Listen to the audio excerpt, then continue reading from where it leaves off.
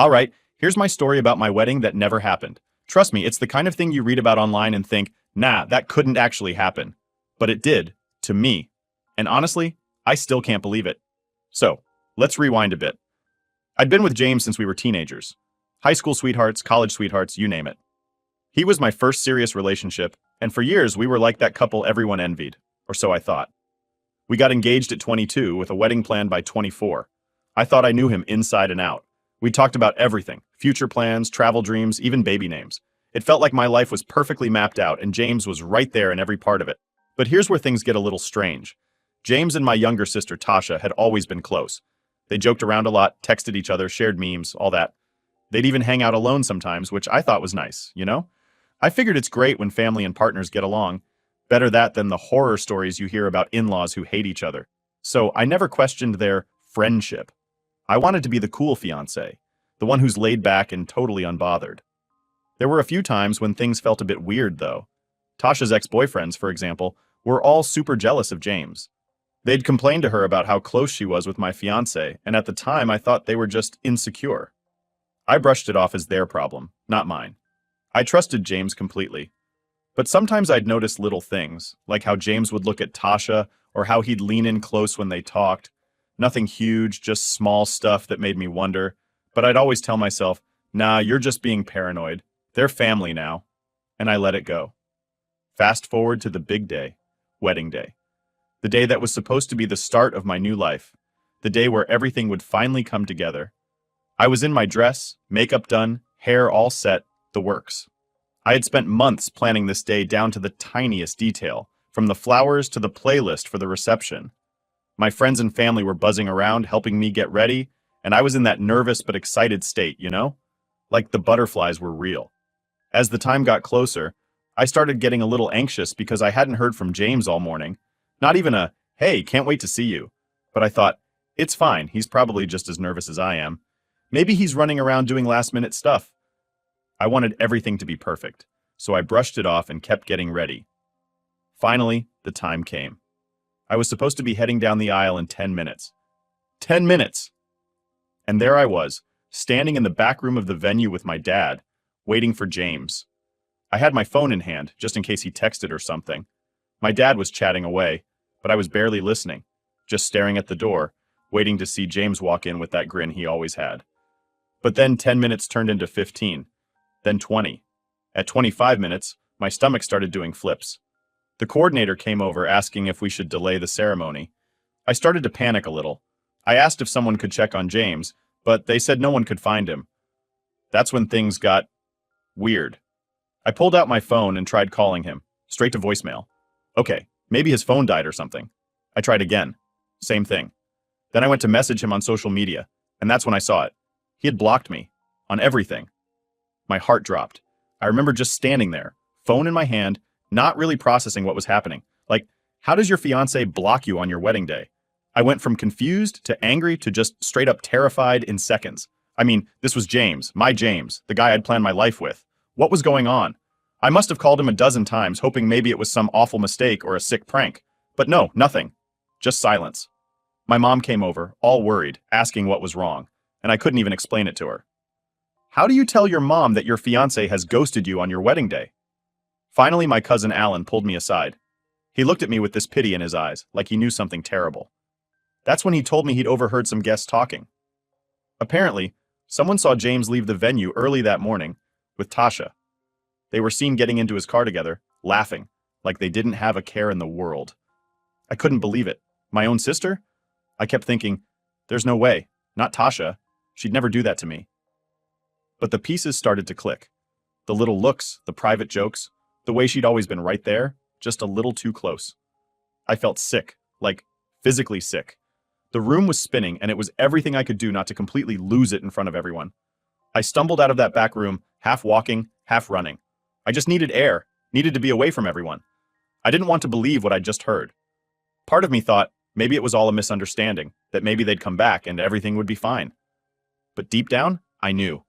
James and Tasha had planned this. They'd left me here, dressed up and waiting, surrounded by friends and family, all to run off together. I must have sat outside for hours just staring at my phone, hoping for some miracle text, some explanation. But there was nothing. Just silence. I watched as guests trickled out, giving me those looks of pity, those awkward hugs, and "I'm so sorry" glances. My mom kept coming by, asking if I wanted to talk, but I couldn't. What was I supposed to say? My fiancé and my sister just ran off together, but hey, no big deal? Eventually, I was the last one left at the venue.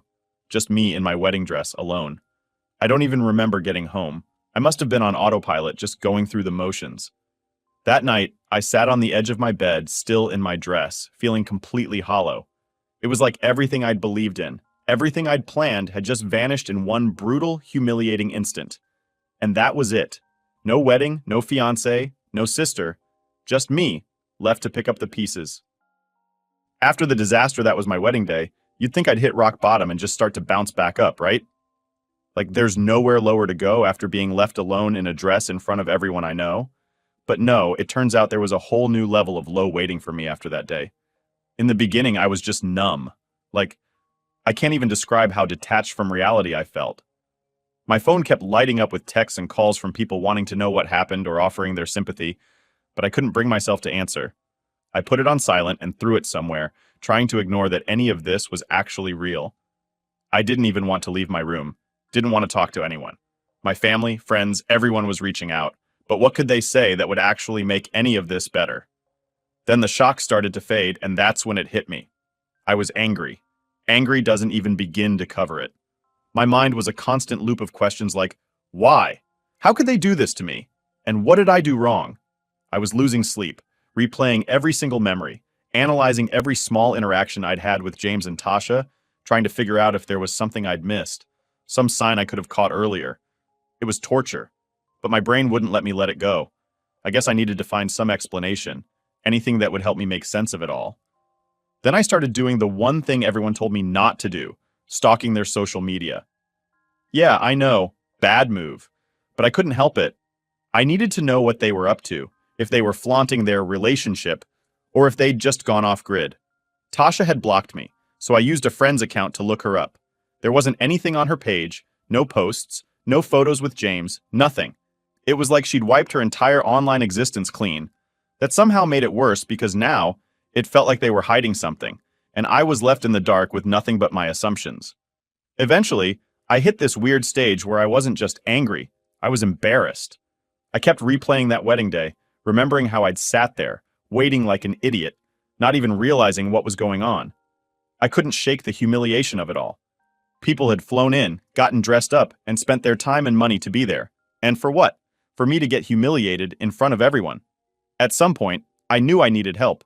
I was barely eating, wasn't sleeping, and I felt like a shadow of myself. A friend suggested therapy, and at first I kind of laughed it off. I didn't think talking to someone would make a difference. It wasn't going to magically bring back my old life. But she convinced me to try one session, just to get things off my chest. That first session, I didn't even know where to begin. I sat there for a good 10 minutes, just staring at the wall, trying to figure out how to explain this mess. When I finally opened up, it all started pouring out. The betrayal, the anger, the humiliation, everything. And for the first time, someone listened without pity, without judgment. Just listened. I can't say it fixed me, but it felt like I was unloading some of the weight I'd been carrying. Little by little, I started finding small ways to rebuild myself. I got back into things I'd put on hold during the whole wedding planning circus. Joined a book club, went to a few local meetups, tried to reconnect with friends I'd sort of let fall to the wayside. I even started jogging in the mornings, just to clear my head and start each day with a fresh mindset. But healing wasn't some linear thing where I kept feeling better every day. Some days I'd feel okay, almost normal, and other days the reality of it all would just hit me like a truck. I'd think about how I was supposed to be a wife by now, maybe even planning for a family. And then I'd remember how I'd lost not only James, but also my sister. Like, how do you even grieve that? Losing your fiancé and your sister in one move?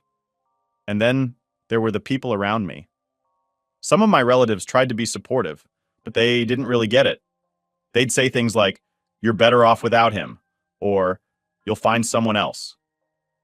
I know they were trying to help, but that just wasn't what I needed to hear. I needed to understand why they did this, not get pep talked into moving on like it was a bad breakup or something. This wasn't just losing a boyfriend. This was my entire future and my trust in two people I thought I could rely on. Through all of this, my cousin Alan was a huge support. He's the one who told me about James and Tasha leaving the venue, and he didn't try to sugarcoat anything after that.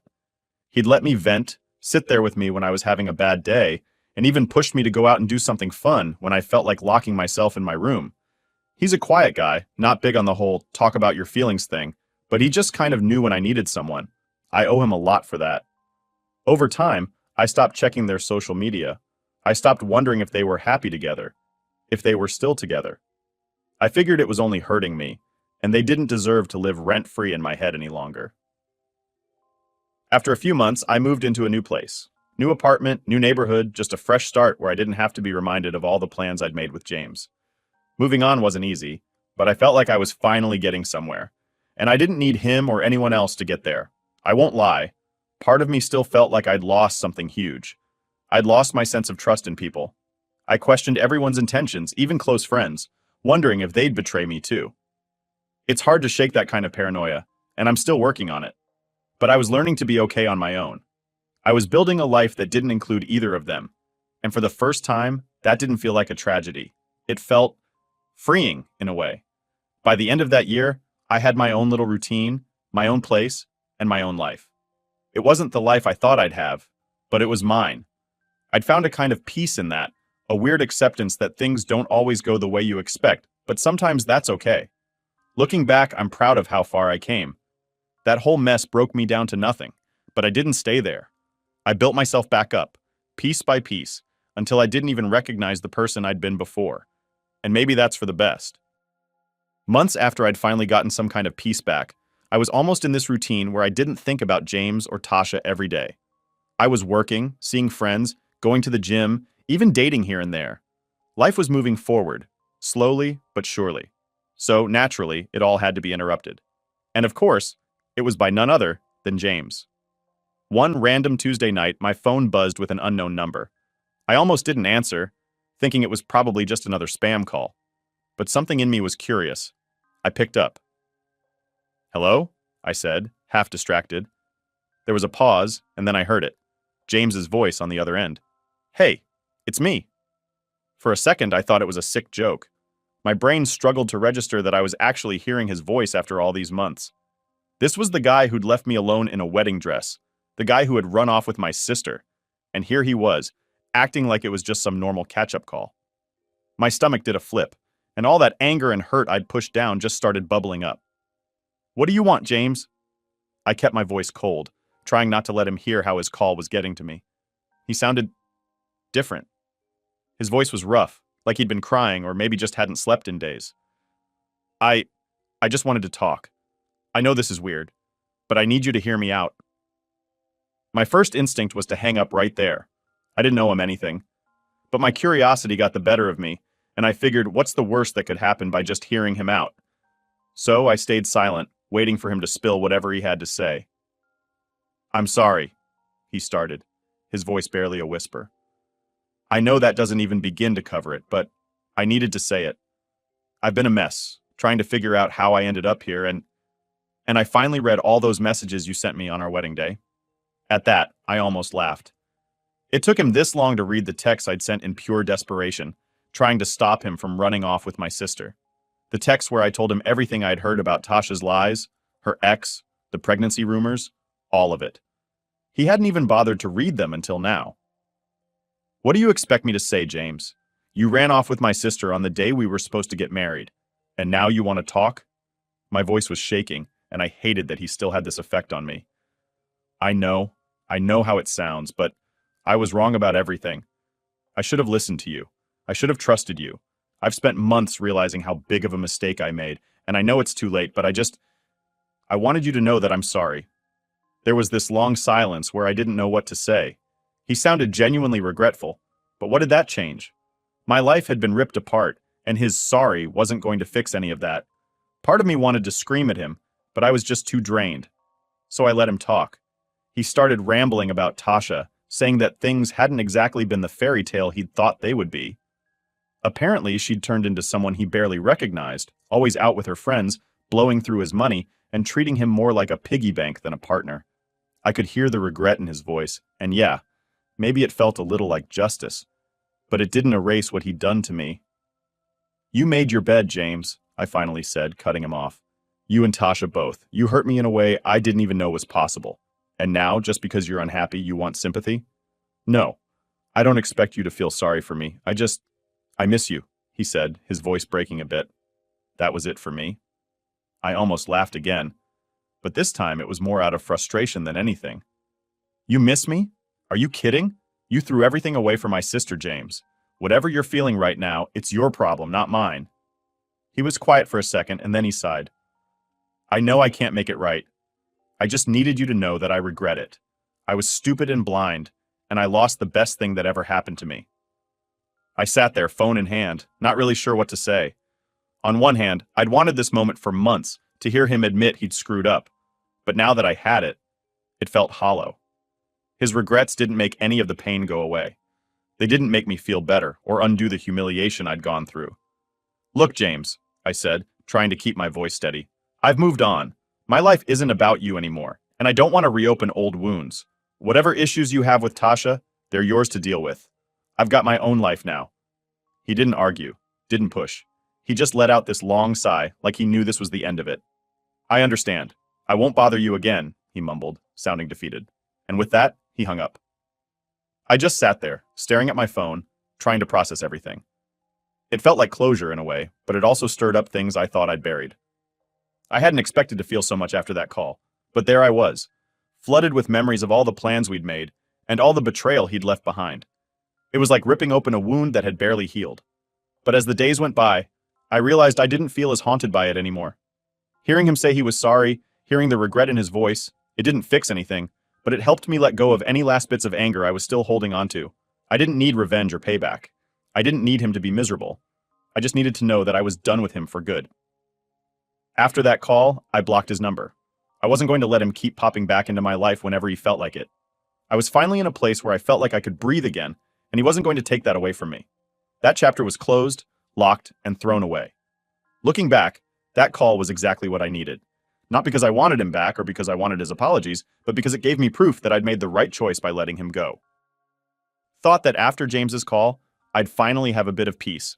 Like that was the final bit of closure I needed. But what I didn't see coming was the storm brewing with my family. Because of course, it wasn't enough for James to come out of nowhere. My family had to get involved too. The day after James called, my mom reached out. At first, it was a simple text, just a, "Hey, we haven't talked in a while, how are you?" Which felt way too casual, given everything that had gone down. We hadn't exactly been on speaking terms since the wedding disaster. My family tried to stay neutral through it all, but neutral somehow always meant backing Tasha up. After everything she'd done, they acted like it was just a misunderstanding and they expected me to brush it off. So yeah, I'd kept my distance. But here's the thing. When my mom messaged, I still felt that twinge of hope. I thought maybe she was reaching out to finally acknowledge what I'd been through, to actually take my side for once. So, like an idiot, I replied, and before I knew it, we were setting up a family dinner at my parents' house. I told myself that maybe this was the moment they'd see what I went through. I'd be able to finally get that validation I'd been wanting for so long. I showed up at their place with a mix of nerves and some weird sense of excitement. Walking in, I could feel all those old memories, the ones of happy family dinners, movie nights, holidays. All those times I thought we were a solid family. But as soon as I sat down, I could tell something was off. My parents were too stiff. My mom was making small talk, asking about work and my friends, but there was this edge in her voice that I couldn't ignore. Then, without warning, she brought up James. I felt my stomach drop. She wanted to know why he'd reached out to me and what we talked about. Apparently she'd heard through some grapevine, probably Tasha, that we'd been in contact. It was weirdly invasive, like she had a right to know all the details of my personal life. "Why does it matter, Mom?" I asked, trying to keep my cool. "I haven't been with James in ages. You guys know that," she sighed, giving me that look she used to give me when I'd get a B on a test in school, like I was disappointing her by not doing exactly what she expected. "It just feels like you're stirring up old wounds, you know?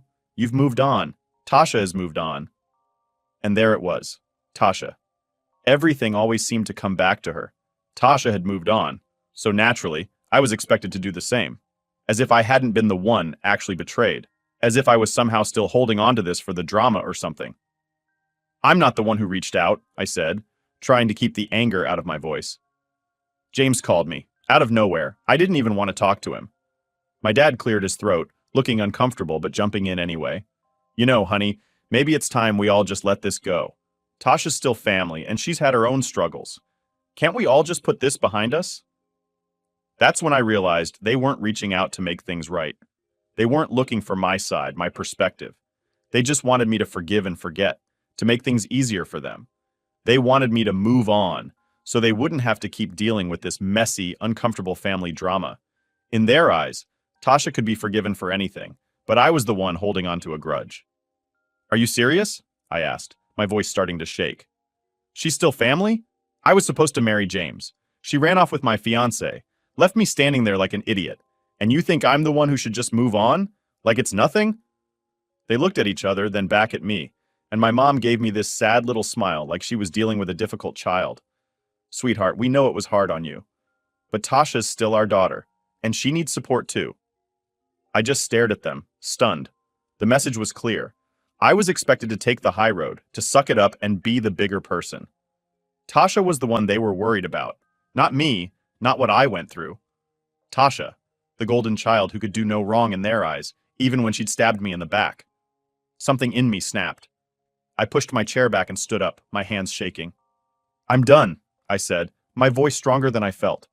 You're asking me to ignore everything she did, to pretend like none of this happened, just because it makes you uncomfortable. Well, guess what? I'm not just moving on because it's convenient for you. My mom tried to say something, but I didn't let her. I grabbed my stuff and walked out, leaving them sitting there, shocked. I'd always been the quiet, compliant one, the one who never made waves. But in that moment, I knew I couldn't be that person anymore.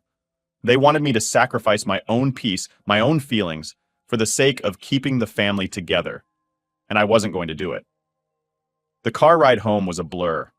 I was angry, hurt, but mostly just sad. Sad that my own parents couldn't see what I'd gone through, that they were so blinded by their need to protect Tasha that they couldn't be there for me. It was like losing them all over again. But at the same time, there was a weird sense of relief. Like I'd finally taken a stand for myself, even if it meant burning some bridges. For the next few days, I didn't answer their calls or texts. They left voicemails, sent long messages, but I couldn't bring myself to listen or read any of them. I was exhausted, emotionally drained from years of putting myself last to keep them happy. And I didn't want to keep doing that. Then, a few days later, my cousin Alan reached out. Alan had been my rock since the wedding disaster, the one family member who didn't pressure me to get over it or play nice. He didn't try to lecture me or make excuses for anyone. He just listened. And when I told him about the family dinner, he didn't act surprised. If anything, he looked like he'd been expecting it. They've always had a soft spot for Tasha, he said, shaking his head. But you don't have to put up with it. You've done enough. Hearing that from someone who actually understood where I was coming from felt like a lifeline. He reminded me that it was okay to set boundaries, to protect my own peace. For so long, I'd been caught up in trying to keep everyone else happy, and here he was, giving me permission to finally prioritize myself. And that's when it hit me. I didn't need their validation anymore. I didn't need them to understand my side, to apologize, or to make it right. I could let go without their approval. For the first time in a long time, I felt like I was in control of my own story. So, yeah, maybe I was facing the past, but this time, it was on my terms. And honestly, that was more healing than any apology they could have given me. When I thought I'd finally gotten some distance from all the drama, my phone buzzed with a message that felt like a punch to the gut. It was from my mom, who'd clearly been holding back until now. The message read, "We've been trying to reach you. It's time to stop avoiding this and come back to your family. Tasha is your sister, and families forgive each other. If you can't let this go and make peace with Tasha, then maybe you're not interested in being part of this family." I stared at my phone, feeling my heart sink. After everything I'd been through, they were now threatening me, pushing me to forgive or face being disowned.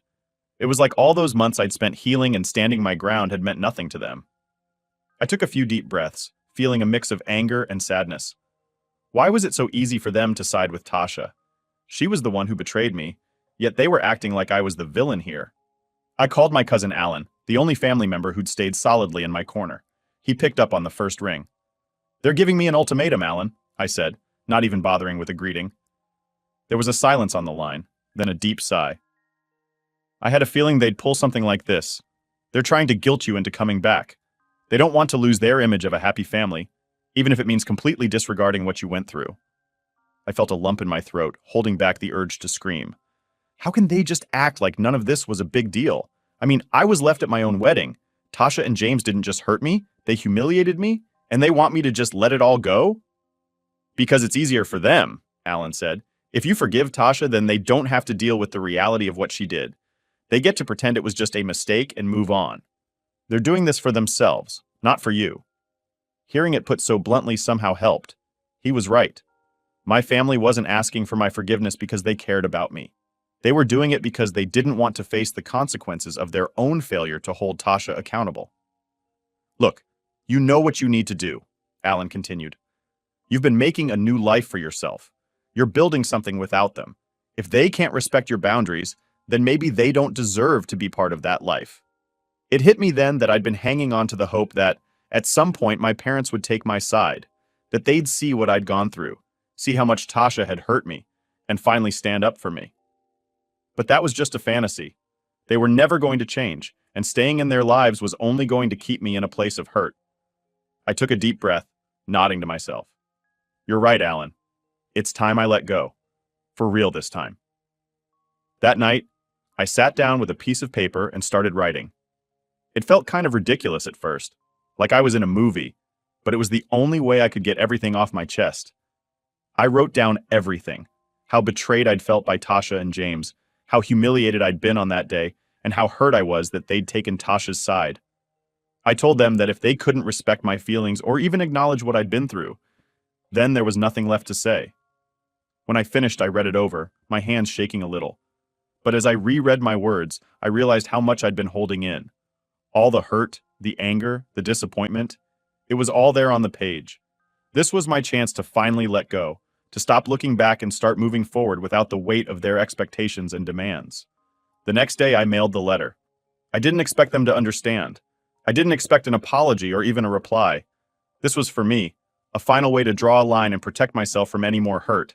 And as hard as it was, I felt lighter, knowing that I'd done what I needed to do. In the weeks that followed, my family tried every way possible to get back in touch. My dad sent emails, messages popped up from my mom on every social media platform, and even distant relatives started reaching out. They were all saying the same thing, that I was being stubborn, that I needed to make things right with Tasha for the sake of the family. But none of it shook me. I had said my piece, and for the first time, I felt at peace with that. Alan kept me updated on what was going on, and apparently Tasha was still playing the victim, acting as though I was the one causing the family divide. My parents, from what I heard, were making excuses for her left and right, brushing off what she'd done as a mistake of youth or some nonsense like that. It was maddening, but I realized that it was their problem now, not mine. I threw myself into my new life, focusing on things that actually brought me joy. I got more involved in work, took on new projects, and even made a few close friends who knew nothing about my past and just saw me for who I was.